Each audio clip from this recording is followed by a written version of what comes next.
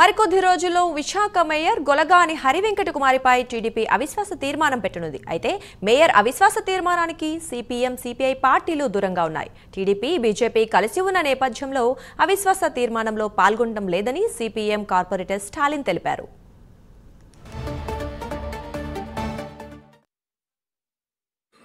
TDP, Janasena, BJP కూటమి పెట్టినటువంటి అవిశ్వాస తీర్మానానికి సమావేశంలోనూ ఓటింగ్లో కూడా పాల్గొనకూడదని సిపిఐ, సిపిఎం పార్టీలు, జిల్లా పార్టీలు నిర్ణయించాయి.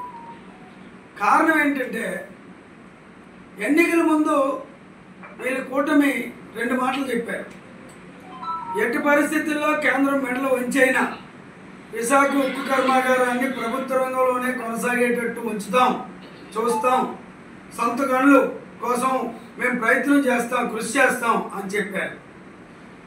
జనసేన పార్టీ అధినేత పవన్ కళ్యాణ్ గారు అయితే గత ప్రభుత్వం హయాంలో 15 రోజులు టైం ఇస్తున్నాను, జగన్మోహన్ రెడ్డి గారు ఆలోచన చేసుకోవాలా, నేనే స్వయంగా రంగంలోకి దిగి తాడోపేడో తేల్చుకుంటానని చెప్పిన పెద్ద మనిషి ఈరోజు ఏమయ్యారనేది మేము ప్రశ్నిస్తున్నాం.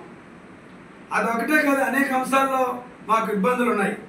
సిపిఐ, సిపిఎం పార్టీలకి విశాఖ నగర ప్రజలు నమ్మి అన్ని పార్టీలకి ఓట్లు వేశారు. మెజార్టీ మీకు వచ్చింది, వైసీపీకి మేయర్ అయ్యారు.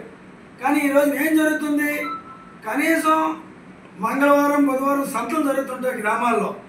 ఈ సంతల్లో పశువులు కొనుగోలు చేసినట్టు చేయడం చాలా బాధాకరం. మిమ్మల్ని ఎన్నుకున్నటువంటి ప్రజలు సిగ్గుతో తలదించుకోవాలి.